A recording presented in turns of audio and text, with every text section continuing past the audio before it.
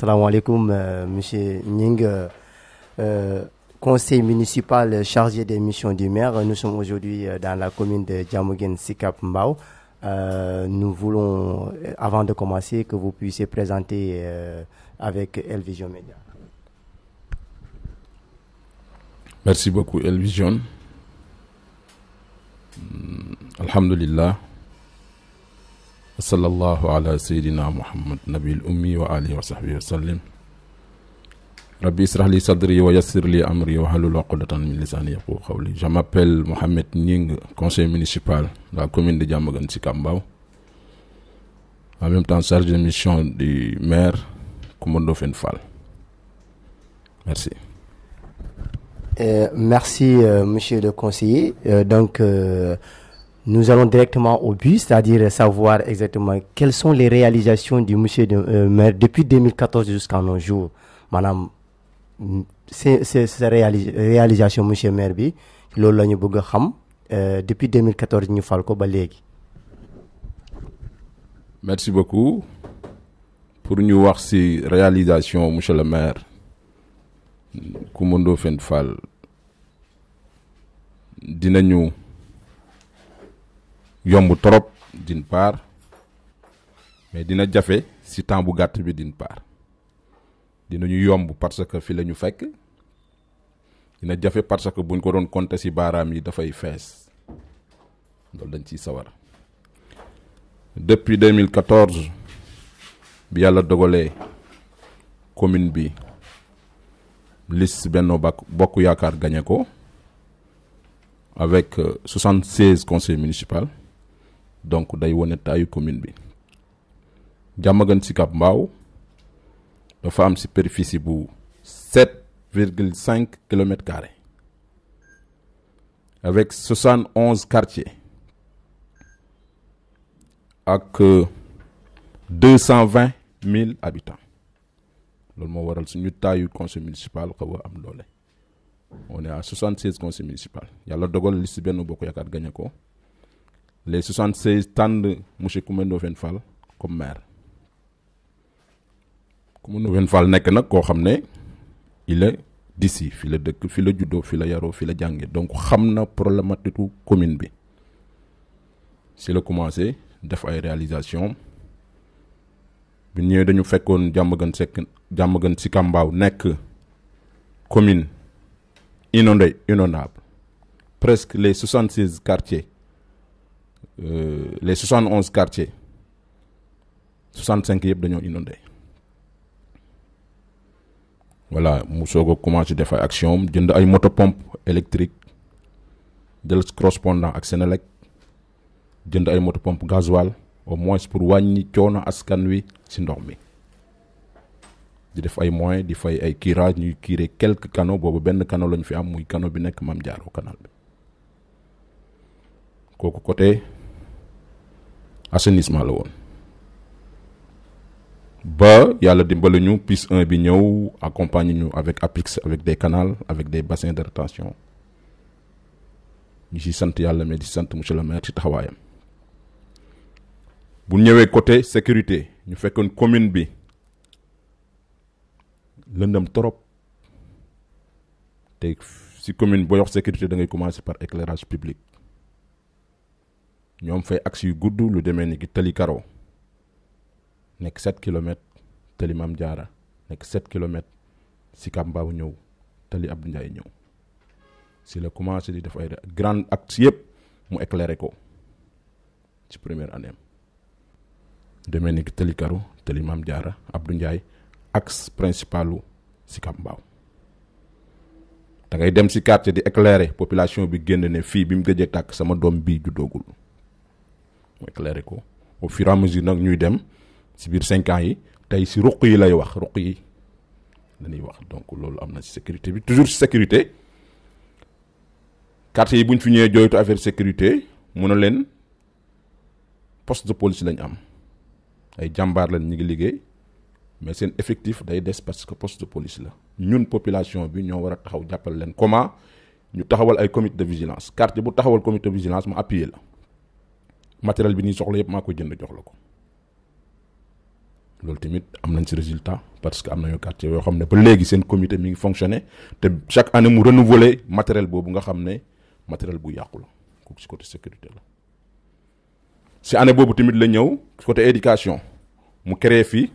prix de l'excellence jël xale yi woo ñi leen di encadrer mu jàngalekat yi ñu organiser benn concours ñi ci génn mu récompenser leen jox leen ay cadeaux yu am solo yóbbu leen ñu dem colonie benn 15 à 20 jours loolu tamit chaque année mi ngi koy réaliser ci éducation ba pare di accompagner tamit écoles yi école publique yi en fourniture en détergent matériel bu ñuy raxasee bu ñuy nettoyer kooku côté éducation la. si kiyam tamit yàlla dimbale ko mu am fi beneen école boo xam ne APIX moo ko ci appuyé école bi nekk Darou Rahman mu nekk lu am solo loolu def na ko ci côté éducation. bu ñëwee ci côté santé tey du ma wax département de Pikine dama lay wax région de Dakar bu ma neexee mën na la Sénégal doo dugg ci benn commune gis fa un maire bu réaliser 2 postes de santé 2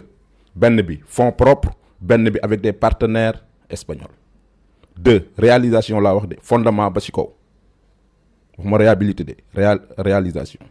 fondement ba ci kaw 2 postes de santé wëral Sénégal doo ma génneel maire bu ko réaliser benn bi fonds propre la benn bi partenaire avec des espagnols ba pare muy accompagner on a 4 postes de santé ak benn centre de santé chaque année mu accompagner leen ci des médicaments des moustiquaires des lits médicaux ambulance corbillard jëndal centre de santé bi chaise fauteuil dentaire yooyu high tech dernier cri la jënd ñoom ñoo ko daj yi boo demee mi ngi ci poste de santé bi centre de santé bi réhabilité waat centre poste yëpp peinture defaraat seen toilettes yi ainsi de suite cadre de vie bi mu changé ko loolu def na ko ci santé pour mu gaaw bu nekk dama la ciy tuddal ci les compétences transférées loolu santé la. bu ñëwee ci sport Diamaguène Sicap Mbao nekk en cheval avec ñaari zone 9 zone 10 donc on a beaucoup d'ASC li tax ma ne la zone 9 zone 10 lépp biir Diamaguène Sicap Mbao la zone 9 dafa may ASC yoo xam ne zone 9 la ñuy football mais fii lañ dëkk ñoom ñëpp lay boole avec les 2 zones di leen non il faut nga may ma temps pare des na de. ah ok. waaw li nga wax ni rek am na ay questions importantes li ñu war a la poser. Concernant surtout la santé, l'éducation et aussi les sports. Qui sont devenus aujourd'hui un des grandes activités majeures dans une commune ou dans une nation. Donc nous voyons que à l'approche de l'hivernage bu ñu xoolee tali Maam Jaara ins bi ni dafa bëri ay ndox ins bi nii l'hivernage ñëw na te dafa bëri ay ndox waaye liggéey maire bi ci loolu ba léegi population bi daa mel ni gisuñu dara ci liggéey bi ak mbalit bi dafa bëri foofu côté boobu waaw léegi lan mooy seen pexe ci yooyu exactement. merci beaucoup tali Maam Jaara mu nekk problème majeur u Diamaguène Sicap Mbao tey foo munti dem CRD yi amul lépp même gouverneur boo waxee tali Maam Jaara xam na ko partout ministre yi foofu ndax fu ñu dem plaider ko parce que mu nekk loo xamante ni vraiment tamit du suñu compétence transférée attanuñ ko mairie mënu ko problème route problème assainissement du compétence am mais ñu ngi siy góorgóorlu ma wax la bisi mujj si nawet bi pexe yi ñuy def pour que nit ñi wàññeeku suufu pont bi tout le temps gis na ndox mi bi fi nekk daaw liñ fa yóbbu ci ay hydrocureur ay camion ëpp na 50 heure bu tawee rek camion dina fa dem dina def 19 à 20 rotation ne serait-ce que nit ñi mën a jàll ren am na benn association bu jógee foofu ñëwoon interpeller le maire par rapport ak situation suufu pont bi maire na leen yéen lay déglu seen proposition pour ça terewul benn moto pompe ma nga fa ñu affecté leen ko mais ñu ne gis nañ ne chaque année dañuy am problème mu tuyau raccord pour dégager seen ndox mi dañu proposé woon nga jëndal ñu ay tuyau pour que ñu suul ko nga xam ne léegi bu ñuy pompe def ci biir mu ne c'est accordé bi ñu demee vérifier ñu ne distance bi ñaata la ñu ne 300 mètres 300 mètres longueur tuyau bi 6 mètres la muy 50 tuyaux bi ñu ko xoolee dafay nekk 700 ak col bi koy collé 780 000 moo yëkkati 800 000 jox ma. tuyaux yi présentement mi ngi ci site bi ñu war a xaar pour creuser ko suul ko au moins pour régler situation wu suufu pont bi boo rombee pont bi jëm vers Fass Mbao actuellement aménagé nañ fu pompe électrique sapeur yi appuyé ñu ci tuyau moom it pour mu dem vers kii bi nekk ci péage bi donc daal pour résumer actuellement tamit ñiy curé ñu ngi curé canal bi au moins mën di jàllale tuuti loolu pour le moment def nañ ko ci Tali Mame Diarra. Monsieur Gning, nous voyons que des opposants aujourd'hui qui sont dans la commune qui font des efforts extrêmement que la population remercie. À l'exemple de monsieur Samad Diouf, que un des éléments majeurs des opposants dans cette commune, qui fait des actes très extraordinaires. Maintenant, avez-vous une idée selon laquelle que vous, en tant que vous êtes aujourd'hui au pouvoir, maintenant, quelle est votre appréciation par rapport à cela? En tant que citoyen, et il est là en train de faire des actes très extraordinaires que la population apprécie. Voilà. Man, loolu laa la bëggoon laaj ndax loolu am ngeen ci pexe daal. Très bien. Merci beaucoup. Loolu duñ ci jéem pexe. Question la bu ñuy poser delloo ko population bi wala delloo la ko yow wala delloo ko moom Abdou Samad Diouf nekk sama jarbaat parce qu'il me dit tonton dama naan population bi on vient de faire 5 ans 4 premières années yi passées ñooñu jóg anañu fan lañ nekkoon wala nawet amul woon 4 années yi passées nawet day soog am jàmm gan si Mbao non merci beaucoup question la bu may poser li muy def nag ñu koy rafetlu ñu dañ jàpp ne commune bi ku fi def dara lu jëm si askan wi ñun nga ko defal waaye nag boo ko bëggee politiser ñu ne la foo nekkoon pendant les 4 ans passés population bi ñooy war di xalaat mais nag bu fekkente ne tamit c'est très normal nee nga opposant c'est très normal ay élection jublu si na ñu jóg def ni yenn politiciens yi di def mooy dafay acte yoo xamante ni xëy na gëmoo ko pour tromper les gens nga ne leen seen ginnaaw laa nekk maa ngi seen askan mais loolu da nga koy nekk tout le temps loolu dund la pour askan wi da ngay nekk pendant 5 ans wala tout le temps avec eux mais duñ xaar ba ñu ne élection yi 1 an moo ci des ñëw def leur effort merci beaucoup ci effort bi mais tamit esprit bi la ñuy ñaawlu donc lim def ci fii tamit daf ñu ci fekk bu dee ràmbale boo demee ñenn ñi dëkk ci askan boobu bu ñu la naxul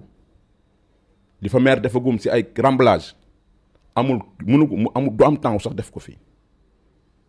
parce que en tant que mairie partenariat bi daf ñuy yomb di nga jënd mais di nga am ay partenaires ñu am chantier ñëw proposer la nga ne ko waaw kaay sottil ma fii fay machine mu tasal la ko ku rakk ne loolu la fi def ràmbale jël mbalit mi ngay wax ku rakk ne mbalit mi compétence su mairie la mais am na ku ko état dénk muy ICG ñu ngi siy def effort donte kon mbalit mi ba léegi jeexul ñoom dañ daa def chaque année avant nawet ñu indi seen matériel lourd yi pelle camion ñu won leen dépôt yi ñu xoos lépp yóbbu diggante bi Abdou ñëw na gis ay partenaire am ñu abal ko pelle abal mu xoos c'est pour nous ñun la ko defal waaye nag buñ ko politiser rek yàq esprit bi foofu laay waxee nit ñi pendant 4 ans ñun ñoo ngi fi woon ak ñoom si nawet bi ñun am na un bilan loo xam ne keneen ku def tamit loo def da ñu ciy fekk moo tax ragaluñu loolu. Certes, c'est un bilan que vous avez dit, mais aussi il ne faut pas oublier les opposants actuellement. C'est eux qui font des grands efforts. Pourquoi? C'est pour battre le pouvoir. Loolu yëpp gis nañ ko. du fii même comment dirais-je au niveau national partout. Et donc man fu may jëmee ci yow rek. mooy ensuite damay dégg rumeur yu bari concernant poste de santé bi ngeen wax am na détournement de xaalis ay 24 millions yooyu. loolu yéen waa maire bi wala en tant que chargé des missions comment dirais-je de maire normalement vous avez une idée concernant ce détournement là. Merci beaucoup xam nga les postes de santé dafa am code bu leen tënk dafa am poste de santé boo gis day am comité de santé day am voilà day am comité de santé bi dafa am nu muy fonctionner loo xamante ne ni xëy na di nekk en lien direct avec la mairie surtout suñu bii am nañ fa représentant mais y a un bureau boobu nag niñ doon doxalee moom la ñenn ñi ne am na détournement amuñu certitude parce que ba léegi yoon ñëwul na lii am na bi mu amee tamit ba nar a freiné na liggéey bi l'autorité administrative le sous-préfet utiliser yoon créer benn comité ad hoc parce que amoon na freinage blocage ba kenn mënul liggéey mu créer comité ad hoc actuellement comité ad hoc bi mooy fonctionner le temps ñu vérifier loolu ñu wax est-ce que am na wala amul bu amee yoon def li war a am et loolu mairie pour fi mu nekk nii du ci am pexe ndax mi ngi ci loxo yoon donc nekkul directement ci li gestion wu mairie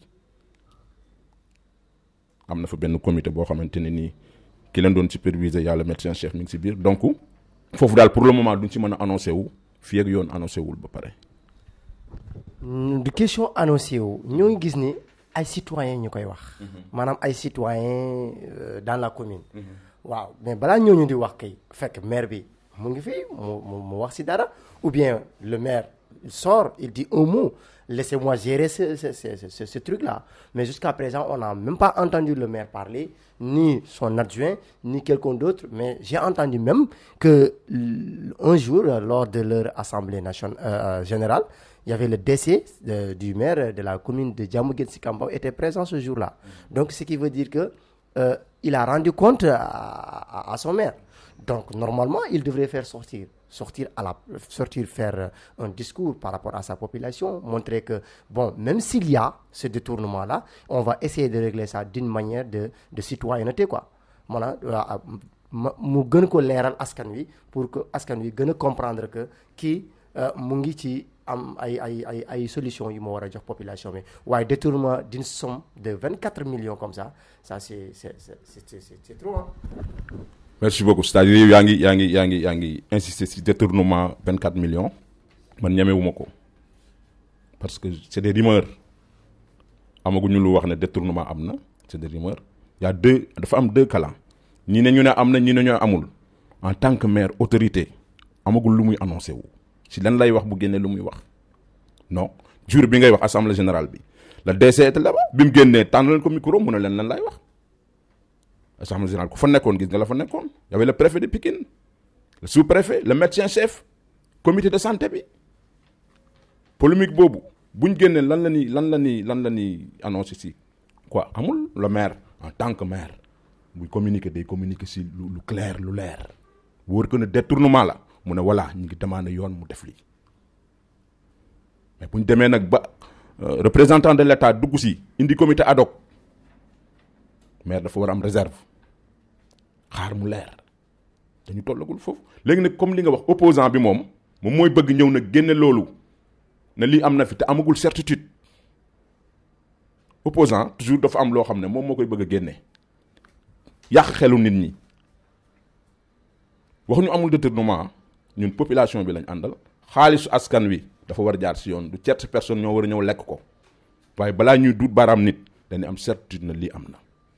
en tant que autorité mënaguñ ci annoncé wu parce que amaguñ ci lu leer opposant bi nag mën na wax lu nekk opposant yi dégg nga ba tey ñu wax fi loo xamante ni accusation la boo ko toppee du nekk en tant que maire nag warul taxawee noonu moo tax il faut mu xaar ba mu leer bu leeree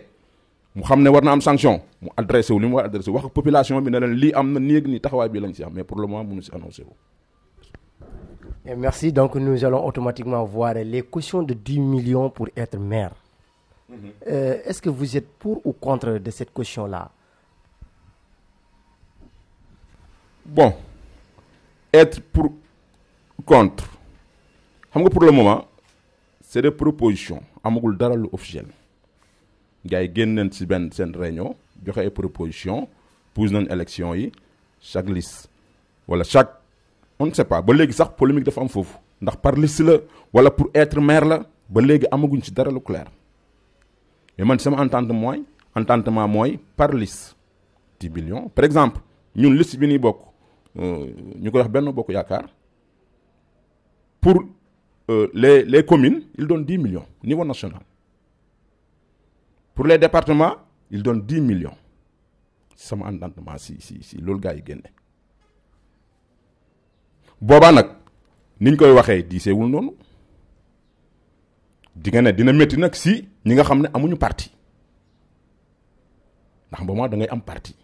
bu fekkee nag amoo parti lu tax mu métti si yow comme par exemple ñi nga xam ne si commune bi lañ dëkk benn liste lañ war a am muy commune bi ñu war a fay 10 millions rek pour benn liste day métti si ñoom c'est-à-dire dina am ñoo xam ne duñ mën a bokk diis na diisul laaj na ñu organiser fii si Sénégal maintenant suñuy élection parce que tamit élection yi coût la waxuma ko en tant que bokk si pouvoir bi de déedéet démb nekkuñu woon ci pouvoir tey ñi ngi si suba dañuy nekkoot opposant dara lu éternel amu fi ba tax na bu fekkente ne nii comme benn liste rek nga war a am pour Diamaguène Sicap Mbao 10 millions dina di si yow mais bu fekkente ne nii liste bi national la comme Benno Bokk Yaakaar ñuy fay 10 millions pour liste Benno Bokk Yaakaar gis naa ne diisul mu des nag ñu leeralal ñu amagul dara lu clair ñu génne lu officiel mais maintenant nii la tëddee mais ku nekk léegi yaay dem lecture bi nga am si li ñu génne rek nan la entendement yi mais bëri naa entendement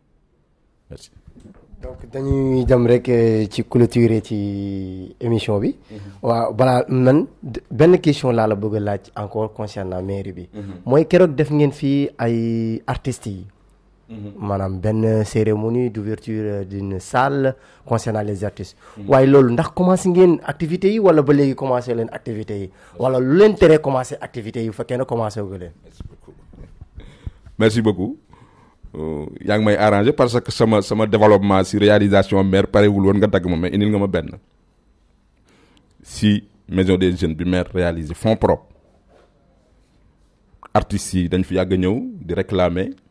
fu ñu war a mën a tourner scène yi ñuy jouer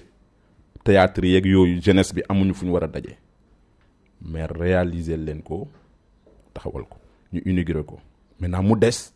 xam nga lu gën a jafe fi Sénégal organiser ay groupe te ñu xam artistes yi dafa yaatu rappeur bi mbalaxmaan bi ainsi de suite peintre bi théâtre kat bi jeunes yi ñoom ñëpp ñu bokk ko ñu war a organiser wu nag ba am lenn loo xamante wër na lii pour ñoom la moo tax ñu ngi tenir ak ñoom ay réunion boobu ba léegi parce que foofu dañu bëgg mu nekk loo xamante ni bu démarrer rek day def am réussite dootuñu soxla dem feneen fii lañ koy téye loolu nag da nga koy teg seen loxo mais comment dafay laaj organiser ba nga xam ne artiste bu nekk da nga si gis sa bopp actuellement nag ñu ngi si pour parler yooyu lii fan lañ koy teg lii kan moo koy gérer lii nii lépp nag bu dajee maire moo koy chapeauter di ko organiser mais dañu bëgg lépp delluwaat si ñoom nekkul loo xam ne maire yi moo koy téye def non ñoom artistes yi ñoom ñoo ko moom jeunesse bi ñoo ko moom dañ leen koy delloo toog di leen surveiller tellement nag ñu ngi si pour parler yi bi mujj rek ñoom rappeurs yi lañ dajale woon parce que amoon na benn discussion bu ndaw bu amoon seen biir yàlla dimbali nañu réussir nañ ko ba ñoom ñëpp ànd nañ si benn but mu des ñu continuer ko nag pour avancer mais incha allah bientôt ça va démarrer. Ok, bientôt ça va démarrer, donc c'est la parole de monsieur le conseiller et chargé des missions du maire de la commune de Diamaguène Sicap Mbao. Mais looy tàggatoo ak sa population. merci beaucoup ni may tàggatoo ak moom ñoom di leen remercier di leen massawu si coono yi nii daj par rapport ak nawet bi par rapport ak yoon yu yàqu yi surtout yoon yu yàqu yi am na benn jour am benn collègue bu dugg oto ñi dugg ci oto bi clando bi ñu ngi naan gis gars yi di natt mooy géomètre yooyu di mesurer tëli yi pour defaraat ko ñu ne gis nga maire élection jege na rek ñu ngi indiwaat ñiy natt chaque jour ñu ngi natt pour wax la ne population bi ñàkk a maîtriser lan mooy mairie ni mu amee ba tax na bu ñu amoon temps bi dafa gàtt bi moo ko yàq sinon dinañ développer lu bëri pour population bi xam lan mooy mairie lan lay def ak lan la dul def nga Promoville boo gisee am na benn boo génnee nga xool sa gauche am na benn tableau bu ñu sampaloon pour démarrage des travaux tableau bi dem na ba nawetu daaw fii la ko fekk actuellement dafa lemu parewaat nañ nag ndax ministre bi barki dem mu ñëw na Tëngéej nee na daal pare nañ pour démarrer Promoville suñu axe yi ñu defaral ñu ko ay route ñu leen di massawu si coono yoon bi di leen massawu si ndox mi maire mi ngi bind ay correspondant mi ngi wax ak état pour que ñu jàppale ñu ci Diamaguène Sicap Mbao di leen encore waxaan ne daal tout le temps ñi ngi seen ginnaaw pare pour continuer liñ fi démarré woon ci ay bilan yàlla may ñu jàmm ñu eggale ko ak jàmm di wax population bi tamit nañ ràññee heure bii ñëpp a jóg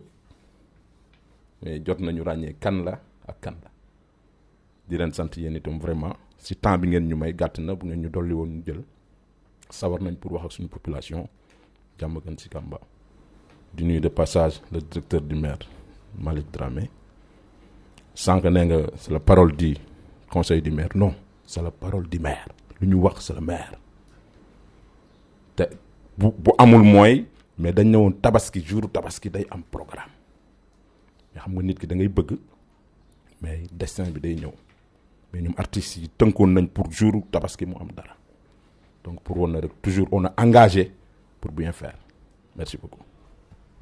Merci, c'était tout avec monsieur le conseiller municipal chargé des missions du maire. C'était El Vision Média qui était aujourd'hui avec vous dans la commune de Diamaguène Sicap Mbao. Merci.